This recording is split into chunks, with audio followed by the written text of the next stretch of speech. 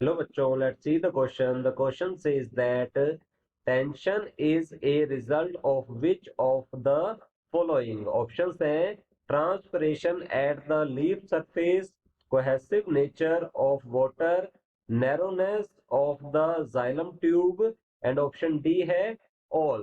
तो ये जो क्वेश्चन है इसमें हमसे पूछा गया है कि जो ट्रांसपरेशनल पुल्स के थ्रू जो टेंशन क्रिएट होती है वो किस वजह से होती है। वाटर कॉलम में जो ये टेंशन क्रिएट होती है इसे इसका मेन रीजन क्या है। तो इस क्वेश्चन का जो की कंसेप्ट है वो हम देख लेते हैं।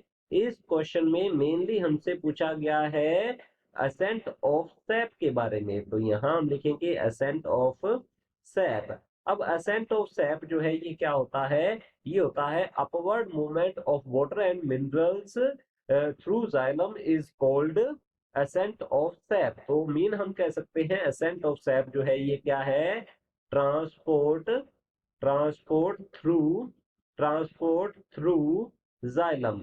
मीन प्लांट्स में जाइलम जो कि वेस्कुलर टिश्यू है उसके थ्रू जो ट्रांसपोर्टेशन होता है उसे हम कहते हैं असेंट ऑफ सैप। और ये यूनिडायरेक्शनल अपवर्ड मूवमेंट होती है यहाँ पर।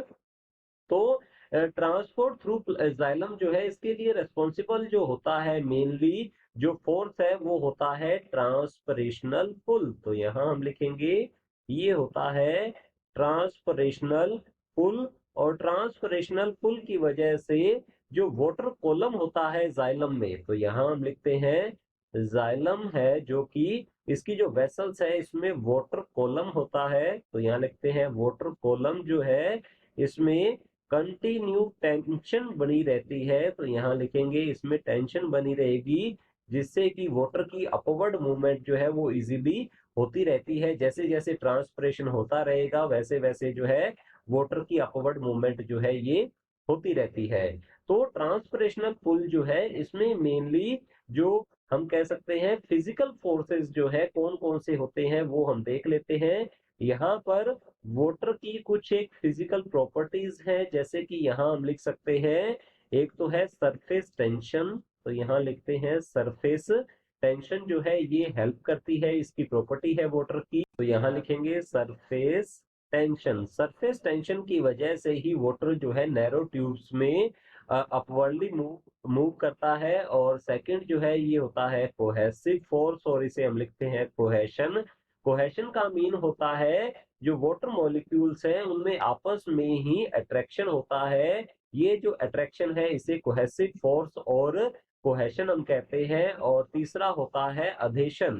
तो अधेशन जो है ये होता है वाटर मॉलिक्यूल्स एंड जो लिग्निफाइड वेसल्स होती हैं जो जाइलम की वेसल्स हैं उनके सरफेस के बीच भी एक अट्रैक्शन होता है, इसे अधेसिव फोर्स और अधेशन हम कहते हैं। जिसकी वजह से जो वाटर कॉलम है ये कंटिन्यूअस बना रहता है और इसमें इसमें जो टेंशन है ये क्रिएट होती है बिकॉज ऑफ ट्रांसपरेशनल पुल, जिससे कि वाटर की अपवर्ड मूवमेंट होती रहती है जिसे हम कहते हैं असेंट ऑफ सैप। तो यहाँ जो पूछा गया है हमसे tension is a result of which of the following. तो चलिए देखते हैं ऑप्शंस की ओर। ऑप्शन ए है हमारे पास transpiration at the leaf surface. तो हमारा ऑप्शन ए जो है बिल्कुल करेक्ट आंसर है बिकॉज लीफ सरफेस जो है इससे ट्रांसपरेशन कंटिन्यूस होता रहेगा जिससे कि वाटर कॉलम में कंटिन्यू टेंशन जो है ये बनी रहती है। तो हमारा ऑप्शन ए जो है ये बिल्कुल करेक्ट आंसर है।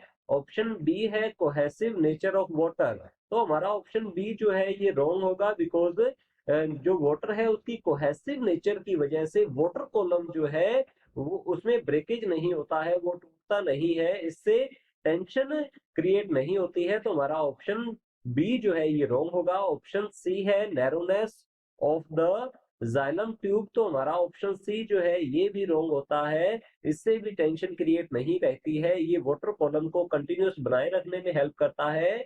ऑप्शन डी है ऑल। तो हमारा ऑप्शन डी जो है ये भी रॉन्ग होता है। Option A is the correct answer. Hope you understood it well. Good luck, thank you.